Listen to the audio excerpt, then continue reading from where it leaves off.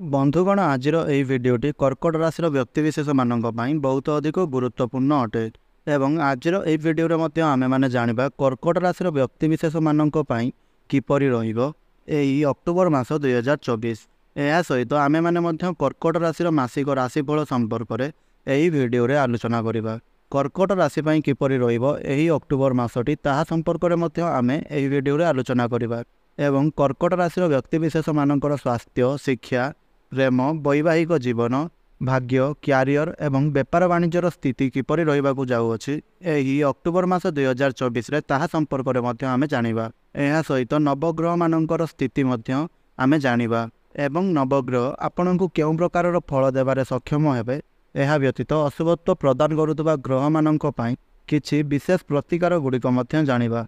तेबे सेथिपई आपण वीडियोटी को स्किप न करी शेष पर्यंत निश्चय देखंतु। नमस्कार बंधुगण, आपण मानकु स्वागत मोर एई चैनल को। तेबे सर्वप्रथम आसंतु जानिबा नवग्रह मानकर स्थिति किपरि रहिबो एही अक्टोबर मास 2024 रे। बंधुगण राशि चक्र 12 गोटी राशि मानक मध्यरु चतुर्थ राशिटी हेउछि कर्कट राशि एवं आपणकर तृतीय भाव में विराजमान अछंती सूर्य बुध एवं केतु। एहा सहित आपणकर चतुर्थ भाव में शुक्र विराजमान अछंती एवं आपणकर अष्टम भाव में अछंती शनि एवं आपणकर एकादश भाव में विराजमान अछंती गुरु आउ मध्य आपणकर द्वादश भाव में विराजमान अछंती मंगल। तेबे सर्वप्रथमे आसंतु जानि नेबा जे आपणकर स्वास्थ्य किपरि रहिबो एही अक्टोबर मास 2024 रे। तेबे बंधुगण आपणकर प्रथम भावटी होइताए आपणकर स्वास्थ्यर भाव आपणकर इम्यूनिटी सिस्टम भाव। तेबे आपणकर पंचम भावर अधिपति मंगल जी कि आपणकर द्वादश भाव में अछंती। एहा सहित आपणकर देवगुरु बृहस्पति एकादश भाव में अछंती। एहा सहित सूर्य आपणकर तृतीय भाव में अछंती। तेबे बंधुगण आपणकु विशेषकर दुई तीनोटी जिनिस मानक उपरे ध्यान देवार अछि। शुक्र आपणकर द्वितीय भावर अधिपति हुई से आपणकर तृतीय भाव में विराजमान अछंती अर्थात आपणकर 17 अक्टोबर पूर्व दांतजनित किसी समस्या देखा दे पारे एवं इन्फेक्शन एवं एलर्जी भली मध्य केतेगुड़िए समस्या देखा दे पारे। एहा सहित एही समय रे आपणकु खाद्यपेय उपरे विशेष ध्यान देवार अछि। एहा सहित एही समय रे आपणकर आखिरे जलन भली समस्या मध्य देखा दे पारे। तेबे 16-17 अक्टोबर पूर्व आपणकु एही सबु कथा गुड़िकर विशेष ध्यान देवार अछि एवं द्वितीय रे आपणकर पंचम भावर अधिपति मंगल जे कि आपणकर द्वादश भाव में विराजमान अछंती। तेबे पंचम भावटी होइताए पेटर भाव आपणकर स्टोमाक्र भाव। तेणु आपणकर स्टोमाक इन्फेक्शन प्रति जिनिस गुड़िकर आपणकर ध्यान देवार अछि। जेमितिकी एही समय रे आपणकर पेट खराब होई पारे डाइजेशन भली समस्या गुड़िक देखा दे पारे। तेबे एही सबको आपणकर 17 अक्टोबर पूर्व ध्यान रखिबार अछि एवं मंगल आपणकर द्वादश भाव में अछंती। तेणु आपणकर द्वादश भावटी होइताए हॉस्पिटल भाव खर्चर भाव अर्थात आपणकर स्वास्थ्य को नहीं केतेगुड़िए खर्च मध्य आपणकर होई पारे। मात्र 17-18 अक्टोबर पर आपणकर स्वास्थ्य को नहीं करी आपण कौनसी प्रकार चिंता नेबे नहीं। 17-18 अक्टोबर पर स्वास्थ्य जनित आपणकर समस्त समस्या गुड़िक दूरेई जीवो एवं आपणकर स्वास्थ्य रे मध्य सुधार आसीबो। केवल 17-18 अक्टोबर पूर्व आपणकु एही सबु कथा गुड़िक प्रति ध्यान रखिबार अछि। एबे आसंतु जानिबा आपणकर शिक्षा क्षेत्र किपरि रहिबो एही अक्टोबर मास 2024 रे। शिक्षा विषय रे जानिबा पूर्व आपण सर्वप्रथमे आमर एही भिडियोटी को गोटे लाइक करंतु एवं तळे आसुतबा कमेंट बॉक्स रे आपणकर केउ राशि एवं जय माता लक्ष्मी जय श्री जगन्नाथ लेखि आमर एही चैनल को सब्सक्राइब करि नियंतु एवं पाखरे आसुतबा ऑल रो बटन टी को दबाई दियंतु। तेबे बंधुगण विद्यार्थी मानक पई किपरि रहिबो एही अक्टोबर मास। तेबे बंधुगण पंचम भावटी होइताए आपणकर शिक्षा क्षेत्रर भाव एवं आपणकर पंचम भावर अधिपति हेउचंती मंगल जी कि आपणकर द्वादश भाव में विराजमान अछंती एवं शनिकर दृष्टि आपणकर पंचम भाव उपरे रहिछि। अर्थात एही समय रे आपण टिके जिद्दी स्वभावर रहिबे माने जदि आपण पाठ पढ़िबे तो निज इच्छा रे ही पाठ पढ़िबे आउ निज हिसाब रे ही पढ़िबे। जदि आपणकु केही किछि करिबा पई कहे किंबा पढ़िबा पई कहे तेबे ताहा आपण बिल्कुल रे भी करिवे नाही। एही परि भाव रे आपणकर स्वभाव देखा देबो। बंधुगण द्वादश भाव में मंगलंकर स्थिति एक भल बोली माना जाई न थाए कारण द्वादश भावटी को ही कुंडली रे भल बोली विचार करा जाई न थाए एवं आपणकर पंचम भावर अधिपति जदि आपणकर द्वादश भाव में अछंती तेबे एही समय रे आपणकर माइंड डाइवर्ट रहिबो ଏହା ସହିତ ଆପଣ ସବୁବେଳେ ଅନ୍ୟମନସ୍କ ରହିବେ। ଆଉ ମଧ୍ୟ ଆପଣଙ୍କ ମଧ୍ୟରେ ଏକାଗ୍ରତା ରହିବ ନାହିଁ, ଅର୍ଥାତ୍ ଆପଣଙ୍କର ପାଠ ପଢ଼ାରେ କୌଣସି ପ୍ରକାରର ମନ ଲାଗିବ ନାହିଁ। ଆପଣ ଅଧିକ ମାତ୍ରାରେ ଭାବିବା ପାଇଁ ଲାଗିବେ। ଆପଣ ସ୍ୱପ୍ନ ତ ବହୁତ ବଡ଼ ବଡ଼ ଦେଖିଥିବେ, ମାତ୍ର ଆପଣ ସ୍ୱପ୍ନକୁ ପୂରଣ କରିବା ପାଇଁ କୌଣସି ପ୍ରକାରର କାର୍ଯ୍ୟ କରିବେ ନାହିଁ। ତେବେ ଆପଣଙ୍କୁ ଏହିସବୁ ପ୍ରତି ଧ୍ୟାନ ରଖିବାର 20 ଅକ୍ଟୋବର ପର୍ଯ୍ୟନ୍ତ ରହିଛି। 20 ଅକ୍ଟୋବର ପରେ ଯଦି ଆପଣଙ୍କର କୌଣସି ବି ଏକ୍ଜାମ୍ ରହିଛି, ତେବେ ସେଥିରେ ଆପଣଙ୍କୁ ନିଶ୍ଚୟ ରୂପରେ ଶୁଭଫଳ ପ୍ରାପ୍ତି ହେବ। 20 ଅକ୍ଟୋବର ପୂର୍ବରୁ ଯଦି କୌଣସି ଏକ୍ଜାମ୍ ଆପଣଙ୍କର ରହିଛି, ତେବେ ସେଥିରେ ଆପଣଙ୍କୁ କୌଣସି ପ୍ରକାରର ଶୁଭଫଳ ମିଳିବ ନାହିଁ। ଏବେ ଆସନ୍ତୁ ଜାଣିନେବା ଆପଣଙ୍କର ପ୍ରେମ ଜୀବନ କିପରି ରହିବ ଏହି ଅକ୍ଟୋବର ମାସ 2024ରେ। ତେବେ ବନ୍ଧୁଗଣ, ପଞ୍ଚମ ଭାବଟି ଶିକ୍ଷାର ଭାବ ହେବା ସହିତ ପଞ୍ଚମ ଭାବଟି ମଧ୍ୟ ହୋଇଥାଏ ଆପଣଙ୍କର ପ୍ରେମ ଜୀବନର ଭାବ, ଆପଣଙ୍କର ସନ୍ତାନର ଭାବ। ଏବଂ ଆପଣଙ୍କର ପଞ୍ଚମ ଭାବର ଅଧିପତି ହେଉଛନ୍ତି ମଙ୍ଗଳ, ଯିଏକି ଆପଣଙ୍କର ଦ୍ୱାଦଶ ଭାବରେ ବିରାଜମାନ ଅଛନ୍ତି। 13 ଅକ୍ଟୋବରକୁ ଶୁକ୍ର ଆପଣଙ୍କର ପଞ୍ଚମ ଭାବକୁ ଆସିବେ। ତେବେ 13 ଅକ୍ଟୋବର ପରେ ଯଦି ଆପଣଙ୍କର ପାର୍ଟନର କିଛି ବି ଭୁଲ କରିଛନ୍ତି, ତେବେ ସେ ନିଜର ଭୁଲକୁ ଆକ୍ସେପ୍ଟ କରିବେ। ଏହା ସହିତ ମଙ୍ଗଳ ସେ ଆପଣଙ୍କର କେନ୍ଦ୍ରକୁ ମଧ୍ୟ ଆସିଯିବେ। ତେଣୁ 20 ଅକ୍ଟୋବର ପରେ ଆପଣଙ୍କର ପ୍ରେମ ଜୀବନ ବା ପ୍ରେମ ସମ୍ପର୍କ ବହୁତ ଭଲ ରହିବ। ମାତ୍ର 20 ଅକ୍ଟୋବର ପୂର୍ବରୁ ଆପଣ ଧ୍ୟାନ ରଖିବେ ଯେ ବହୁତ ଛୋଟ କଥା ବି ଆପଣଙ୍କର ବହୁତ ବଡ଼ ହୋଇପାରେ। ବିନା କିଛି କାରଣରେ ହିଁ ଆପଣଙ୍କର ସମସ୍ୟା ସୃଷ୍ଟି ହେବ ଏବଂ ଗୋଟିଏ ଛୋଟ କଥାକୁ ନେଇକି ବହୁତ ବଡ଼ ଇସ୍ୟୁ ହେବ। କାରଣ ଶନିଙ୍କର ଦୃଷ୍ଟି ମଧ୍ୟ ଆପଣଙ୍କର ପଞ୍ଚମ ଭାବରେ ରହିଥିବା କାରଣରୁ ଆପଣ ଦୁଇ ଜଣଙ୍କ ମଧ୍ୟରୁ କୌଣସି ବି ଜଣେ କ୍ରୋଧୀ ସ୍ୱଭାବର ହୋଇପାରନ୍ତି। ତେବେ ଏହିସବୁକୁ ଆପଣ ଦୁହେଁ ଆଡ଼ଜଷ୍ଟ କରିବାର ଅଛି, ନଚେତ୍ ଆପଣଙ୍କର ପ୍ରେମ ସମ୍ପର୍କରେ ବା ପ୍ରେମ ଜୀବନରେ ସମସ୍ୟା ଗୁଡ଼ିକ ବଢ଼ିଯାଇପାରେ।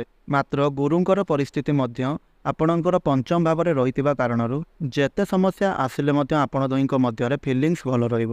ଏବେ ଆସନ୍ତୁ ଜାଣିବା ଆପଣଙ୍କର ବୈବାହିକ ଜୀବନ କିପରି ରହିବ ଏହି ଅକ୍ଟୋବର ମାସ 2024ରେ। ତେବେ ବନ୍ଧୁଗଣ, କୁଣ୍ଡଳୀର ସପ୍ତମ ଭାବଟି ହୋଇଥାଏ ଆପଣଙ୍କର ବୈବାହିକ ଜୀବନର ଭାବ, ମାନେ ଆପଣଙ୍କ ଜୀବନ ସାଥୀଙ୍କର ଭାବ। ଏବଂ ଆପଣଙ୍କର ସପ୍ତମ ଭାବର ଅଧିପତି ହେଉଛନ୍ତି ଶନି, ଯିଏକି ବର୍ତ୍ତମାନ ଆପଣଙ୍କର ଅଷ୍ଟମ ଭାବରେ ବିରାଜମାନ ଅଛନ୍ତି। ଆଉ ବର୍ତ୍ତମାନ ମଧ୍ୟ ଆପଣଙ୍କ ରାଶିରେ ଶନି ଅଢ଼େଇ ଚାଲିଛି। ଏହା ସହିତ ମଧ୍ୟ ଶନି ଏହି ଅବସ୍ଥାରେ ବା ଏହି ପରିସ୍ଥିତିରେ ବକ୍ରି ଅବସ୍ଥାରେ ମଧ୍ୟ ରହିଛନ୍ତି। ତେବେ ଏହି ସମୟରେ ଆପଣଙ୍କ ଦୁହିଁଙ୍କ ମଧ୍ୟରେ ଏପରି କିଛି ହେବ ଯେ ଆପଣ ଦୁହିଁଙ୍କର ସବୁକିଛି ଠିକ୍ଠାକ୍ ଥିବ, ସବୁକିଛି ଭଲ ଥିବ, ମାତ୍ର ହଠାତ୍ ଆପଣ ଦୁହିଁଙ୍କ ମଧ୍ୟରେ କୌଣସି କଥାକୁ ନେଇ ଝଗଡ଼ା ସୃଷ୍ଟି ହୋଇଯିବ। ଆପଣଙ୍କର ଲାଇଫ୍ ପାର୍ଟନରଙ୍କ ମଧ୍ୟରେ ଆପଣ ଫ୍ରଷ୍ଟ୍ରେସନ୍, ଇରିଟେସନ୍ ଏହିସବୁ ଦେଖିବା ପାଇଁ ପାଇବେ। ଛୋଟ ଛୋଟ କଥା ଗୁଡ଼ିକୁ ନେଇ ଆପଣଙ୍କର ପାର୍ଟନର ଆପଣଙ୍କ ମଧ୍ୟରେ ଭୁଲ ବାହାର କରିବେ, କମି ମଧ୍ୟ ବାହାର କରିବେ। ତେବେ ଆପଣଙ୍କର ବୈବାହିକ ଜୀବନ ଏହି ଅକ୍ଟୋବର ମାସରେ 60% ଭଲ ରହିଛି। ଆଉ ଯେଉଁ 40% ଆପଣଙ୍କର ସମସ୍ୟା ରହୁଛି ବୈବାହିକ ଜୀବନରେ, ସେଥିପ୍ରତି ଆପଣଙ୍କୁ ଟିକିଏ ବିଶେଷ ଧ୍ୟାନ ଦେବାର ଅଛି। ତେବେ ବର୍ତ୍ତମାନ ଆସନ୍ତୁ ଜାଣିବା ସବୁଠାରୁ ଗୁରୁତ୍ୱପୂର୍ଣ୍ଣ ବିଷୟ, ଆପଣଙ୍କର ଭାଗ୍ୟ, କ୍ୟାରିୟର ଏବଂ ବେପାର ବାଣିଜ୍ୟର ସ୍ଥିତି କିପରି ରହିବା ପାଇଁ ଯାଉଛି ଏହି ଅକ୍ଟୋବର ମାସ 2024ରେ। ତେବେ ବନ୍ଧୁଗଣ, କୁଣ୍ଡଳୀର ନବମ ଭାବଟି ହୋଇଥାଏ ଆପଣଙ୍କର ଭାଗ୍ୟର ଭାବ ଏବଂ ଦଶମ ଭାବଟି ହୋଇଥାଏ ଆପଣଙ୍କର କ୍ୟାରିୟରର ଭାବ, ମାନେ ଆପଣଙ୍କର କାର୍ଯ୍ୟକ୍ଷେତ୍ରର ଭାବ। ଏବଂ ଆପଣଙ୍କର ନବମ ଭାବର ଅଧିପତି ହେଉଛନ୍ତି ଦେବଗୁରୁ ବୃହସ୍ପତି, ଯିଏକି ଆପଣଙ୍କର ଏକାଦଶ ଭାବରେ ବିରାଜମାନ ଅଛନ୍ତି ଏବଂ ଆପଣଙ୍କର ନବମ ଭାବରେ ବିରାଜମାନ ଅଛନ୍ତି ରାହୁ। ତେବେ ବନ୍ଧୁଗଣ, ଗୁରୁଙ୍କର ସ୍ଥିତି ତ ଏକାଦଶ ସ୍ଥାନରେ ବହୁତ ଭଲ ଅଛି, ଆଉ ମଧ୍ୟ ଗୁରୁ ଲାଭ ସ୍ଥାନରେ ବିରାଜମାନ ଅଛନ୍ତି, ଯେଉଁ କାରଣରୁ ଆପଣଙ୍କ ଭାଗ୍ୟରେ ଲାଭ ଦେଖାଯାଉଛି। ମାତ୍ର ରାହୁ ଆପଣଙ୍କର ଭାଗ୍ୟ ସ୍ଥାନରେ ବିରାଜମାନ ଅଛନ୍ତି। ତେବେ ଦୁଇ ଜଣ ଯାକ ସେମାନଙ୍କର କାର୍ଯ୍ୟ ମଧ୍ୟ କରୁଛନ୍ତି। ଆପଣଙ୍କର ଭାଗ୍ୟ ସ୍ଥାନରେ ରାହୁ ବିରାଜମାନ ରହି ଆପଣଙ୍କର ଭାଗ୍ୟରେ ସେ ସମସ୍ୟା ସୃଷ୍ଟି କରୁଛନ୍ତି, ଅନେକ ପ୍ରକାରର ବାଧାବିଘ୍ନ ମଧ୍ୟ ସେ ସୃଷ୍ଟି କରୁଛନ୍ତି। ଭାଗ୍ୟ ସ୍ଥାନରେ ରାହୁଙ୍କର ଅବସ୍ଥିତି ପିତୃଦୋଷ ନିର୍ମାଣ କରିଥାଏ। ତେବେ ରାହୁ ଆପଣଙ୍କର ଭାଗ୍ୟରେ ସମସ୍ୟା ସୃଷ୍ଟି କରୁଛନ୍ତି, ମାତ୍ର ଗୁରୁ ମଧ୍ୟ ଏକାଦଶ ସ୍ଥାନରେ ରହି ତାଙ୍କର କାର୍ଯ୍ୟ କରୁଛନ୍ତି। ଅର୍ଥାତ୍ ଆପଣଙ୍କ କାର୍ଯ୍ୟରେ ଟିକିଏ ବିଳମ୍ବ ହେବ, ମାତ୍ର କାର୍ଯ୍ୟ ଆପଣଙ୍କର ସମ୍ପୂର୍ଣ୍ଣ ରୂପରେ ନିଶ୍ଚୟ ଭାବରେ ଶେଷ ହେବ। ହେଲେ ସେହି କାର୍ଯ୍ୟରେ ଆପଣଙ୍କର କିଛିଟା ସମସ୍ୟା ଆସିବ, ଅସୁବିଧା ଆସିବ, କିନ୍ତୁ ତାପରେ ବି ଆପଣଙ୍କର ସେହି କାର୍ଯ୍ୟ ନିଶ୍ଚୟ ରୂପରେ ସମ୍ପୂର୍ଣ୍ଣ ହେବ। କାରଣ ଆପଣଙ୍କର ଭାଗ୍ୟ ଅଧିପତି ଦେବଗୁରୁ ବୃହସ୍ପତି ଏକାଦଶ ସ୍ଥାନରେ ଅର୍ଥାତ୍ ଆପଣଙ୍କର ଲାଭ ସ୍ଥାନରେ ବିରାଜମାନ ଅଛନ୍ତି। ତେବେ ଆପଣ ଯଦି ଏହି ସମୟରେ କୌଣସି ପ୍ରକାରର ଶୁଭ ଏବଂ ମାଙ୍ଗଳିକ କାର୍ଯ୍ୟ କରିବା ପାଇଁ ଚାହୁଁଛନ୍ତି, ଷ୍ଟକ୍ ମାର୍କେଟ, ସେୟାର ମାର୍କେଟ ଏବଂ ଟ୍ରେଡିଂ ଇତ୍ୟାଦିରୁ କିଛି ଇନଭେଷ୍ଟ କରିବା ପାଇଁ ଆପଣ ଚାହୁଁଛନ୍ତି, ତେବେ ଆପଣଙ୍କ ପାଇଁ 20 ଅକ୍ଟୋବର ପରର ସମୟ ଶୁଭ ରହିବ। 20 ଅକ୍ଟୋବର ପୂର୍ବରୁ ଆପଣ ସେହିଭଳି କିଛି ବଡ଼ କାର୍ଯ୍ୟ କରନ୍ତୁ ନାହିଁ। ଏବେ ଆସନ୍ତୁ ଜାଣିବା ଆପଣଙ୍କର କ୍ୟାରିୟର କିପରି ରହିବ ଏହି ଅକ୍ଟୋବର ମାସ 2024ରେ। ତେବେ ବନ୍ଧୁଗଣ ଦଶମ ଭାବଟି ହୋଇଥାଏ ଆପଣଙ୍କର କ୍ୟାରିୟରର ଭାବ ଏବଂ ଆପଣଙ୍କର ଦଶମ ଭାବର ଅଧିପତି ହେଉଛନ୍ତି ମଙ୍ଗଳ, ଯିଏକି ଆପଣଙ୍କର ଦ୍ୱାଦଶ ଭାବରେ ବିରାଜମାନ ଅଛନ୍ତି ଏବଂ ଦ୍ୱାଦଶ ସ୍ଥାନରେ ମଙ୍ଗଳ ଅବସ୍ଥାନ କରିଥିବା ହେତୁ ଏହି ସମୟରେ ଆପଣଙ୍କର ମାଇଣ୍ଡ ଡାଇଭର୍ଟ ରହିବ, ଆଉ ମଧ୍ୟ ଆପଣ ଅନ୍ୟମନସ୍କ ରହିପାରନ୍ତି ଏବଂ କାମ କାର୍ଯ୍ୟରେ ମଧ୍ୟ ଆପଣଙ୍କର ମନ ଲାଗିବ ନାହିଁ, ଆଉ ମଧ୍ୟ ଆପଣଙ୍କ ଉପରେ ଆଳସ୍ୟ ଦେଖାଦେବ। ତେଣୁ ଏହି ମାସରେ ପ୍ରଥମରେ ଆପଣଙ୍କର ଏମିତି ଦେଖାଯିବ ଯେ ଆପଣଙ୍କର କୌଣସି କାମ କାର୍ଯ୍ୟରେ ମନ ଲାଗିବ ନାହିଁ, ଆପଣ କାମ କାର୍ଯ୍ୟରେ ଠକିବା ପାଇଁ ଚେଷ୍ଟା କରିବେ। ଏହା ସହିତ ଆପଣ ମଧ୍ୟ ଅନ୍ୟମନସ୍କ ରହିବେ। ମାତ୍ର 20 ଅକ୍ଟୋବର ପରେ ଆପଣ ଆପଣଙ୍କର କାମ କାର୍ଯ୍ୟକୁ ନେଇକରି ବହୁତ ଅଧିକ ସିରିୟସ୍ ରହିବେ, କାରଣ ମଙ୍ଗଳ ଆପଣଙ୍କର କେନ୍ଦ୍ରକୁ ଚଳନ କରିବେ। ହେଲେ ଏହି ସମୟରେ ଆପଣଙ୍କର ଆଗ୍ରେସନ୍ ଦେଖାଦେବ। ଆପଣ ଏହି ସମୟରେ ଆପଣଙ୍କର ବସ୍ଙ୍କ ସହିତ କୌଣସି ପ୍ରକାରର ଲଢ଼େଇ କିମ୍ବା ଝଗଡ଼ା କରନ୍ତୁ ନାହିଁ ଏବଂ ନିଜର ସିନିୟରମାନଙ୍କ ସହିତ ଆପଣ ଠିକ୍ ଭାବରେ କଥାବାର୍ତ୍ତା କରନ୍ତୁ ଏବଂ ଆପଣଙ୍କ ବାଣୀର ସଦୁପଯୋଗ କରନ୍ତୁ, କାହିଁକିନା ସୂର୍ଯ୍ୟ ଯେତେବେଳେ ଆପଣଙ୍କର ଚତୁର୍ଥ ଭାବକୁ ଆସିବେ ତେବେ ସେହି ସମୟରେ ଆପଣଙ୍କର ଦଶମ ଭାବ ଉପରେ ସୂର୍ଯ୍ୟଙ୍କର ଦୃଷ୍ଟି ରହିବ। ତେବେ ସେହି ସମୟରେ ଆପଣଙ୍କର ବସ୍ ଏବଂ ଆପଣଙ୍କର ସିନିୟରମାନଙ୍କର ନଜର ଆପଣଙ୍କ ଉପରେ ବେଶୀ ରହିବ ଏବଂ ଆପଣଙ୍କର କାମ କାର୍ଯ୍ୟ ଉପରେ ଅଧିକ ମାତ୍ରାରେ ରହିବ। ତେବେ ଯେହେତୁ ମଙ୍ଗଳ ଆପଣଙ୍କର ଦ୍ୱାଦଶ ସ୍ଥାନରେ ଅଛନ୍ତି ବା ଦ୍ୱାଦଶ ଭାବରେ ଅଛନ୍ତି, ତେବେ ଏହି ସମୟରେ ଯଦି ଆପଣ MNC କମ୍ପାନୀରେ କାର୍ଯ୍ୟ କରୁଛନ୍ତି ତେବେ ସେଥିରେ ଆପଣଙ୍କୁ ନିଶ୍ଚୟ ରୂପରେ ଲାଭ ପ୍ରାପ୍ତି ହେବ ଏବଂ ଏହି ସମୟରେ ଆପଣଙ୍କର କୌଣସି ପ୍ରକାରର ବୈଦେଶିକ ଗତିବିଧି ମଧ୍ୟ ଦେଖାଦେଉଛି। ହେଲେ ଏହି ସମୟରେ ଆପଣ ଅଧିକ ଟ୍ରାଭେଲ୍ ମଧ୍ୟ କରିପାରନ୍ତି। ଏବେ ଆସନ୍ତୁ ଜାଣିବା ଆପଣଙ୍କର ବିଜନେସ୍, ଆପଣଙ୍କର ବେପାର ବାଣିଜ୍ୟ କିପରି ରହିବ ଏହି ଅକ୍ଟୋବର ମାସ 2024ରେ। ତେବେ ବନ୍ଧୁଗଣ ଏହି ମାସରେ ତ ଆପଣଙ୍କର ବିଜନେସ୍ ଭଲ ରହୁଛି, ମାତ୍ର ଆପଣଙ୍କ କୁଣ୍ଡଳୀରେ ଶନି ଟିକିଏ ଦୁର୍ବଳ ପରିସ୍ଥିତିରେ ରହୁଛନ୍ତି, ଅର୍ଥାତ୍ ଏହି ସମୟରେ ଆପଣଙ୍କର ଅଧିକ ମାତ୍ରାରେ ଖର୍ଚ୍ଚ ମଧ୍ୟ ହୋଇପାରେ। ତଥାପି ମଧ୍ୟ ଆପଣଙ୍କର ବିଜନେସ୍ ବହୁତ ଭଲ ରହିବ, ସେଥିରେ କୌଣସି ପ୍ରକାରର ବି ହାନି ଦେଖାଯିବ ନାହିଁ। ଏବେ ଚାଲନ୍ତୁ ଜାଣିନେବା କେତେଗୁଡ଼ିଏ ବିଶେଷ ପ୍ରତିକାର ସମ୍ପର୍କରେ, ଯେଉଁ ପ୍ରତିକାର ଗୁଡ଼ିକ ଆପଣ କରିବା ଦ୍ୱାରା ଏହି ମାସରେ ଆପଣଙ୍କ ଉପରେ ଆସୁଥିବା ସମସ୍ତ ଅଶୁଭତ୍ୱ ଗୁଡ଼ିକର ଖଣ୍ଡନ ହୋଇଯାଇବ। ଏହା ସହିତ ସେହି ଅଶୁଭତ୍ୱ ଗୁଡ଼ିକ ଖଣ୍ଡନ ହେବା ସହିତ ଆପଣଙ୍କୁ ଶୁଭତ୍ୱ ମଧ୍ୟ ପ୍ରାପ୍ତି ହୋଇପାରିବ। ତେଣୁ ସର୍ବପ୍ରଥମେ ଆପଣ ଏହି ମାସରେ ପ୍ରତ୍ୟେକ ମଙ୍ଗଳବାର ଦିନ ପ୍ରଭୁ ଶ୍ରୀ ହନୁମାନଙ୍କର ବୀଜ ମନ୍ତ୍ରର ପାଠ କରନ୍ତୁ। ଏହି ମନ୍ତ୍ରକୁ ଆପଣ ପ୍ରତ୍ୟେକ ଦିନ 108 ଥର ଲେଖାଏଁ ଜପ କରନ୍ତୁ ଏବଂ ଏହା ସହିତ ଆପଣ ପ୍ରତ୍ୟେକ ଦିନ ହନୁମାନ ଚାଳିଶାର ମଧ୍ୟ ପାଠ କରନ୍ତୁ, କାରଣ ଶନି ଆପଣଙ୍କର ଦୁର୍ବଳ ପରିସ୍ଥିତିରେ ଅଛନ୍ତି ଏବଂ ସେ ମଧ୍ୟ ଆପଣଙ୍କର ବକ୍ରି ଅବସ୍ଥାରେ ଅଛନ୍ତି। ଏହା ସହିତ ପ୍ରତ୍ୟେକ ଦିନ ଆପଣ ସୂର୍ଯ୍ୟଦେବଙ୍କୁ ତମ୍ବା ପାତ୍ରରେ ଜଳାର୍ଘ୍ୟ ଅର୍ପଣ କରନ୍ତୁ।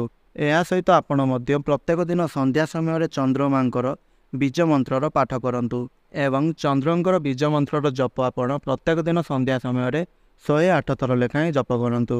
ଏପରି କରିବା ଦ୍ୱାରା ନିଶ୍ଚୟ ଭାବରେ ଆପଣଙ୍କୁ ଶୁଭତ୍ୱ ପ୍ରାପ୍ତି ହେବ ଏବଂ ଆପଣଙ୍କର ଭାଗ୍ୟରେ ଉନ୍ନତି ମଧ୍ୟ ଦେଖାଦେବ।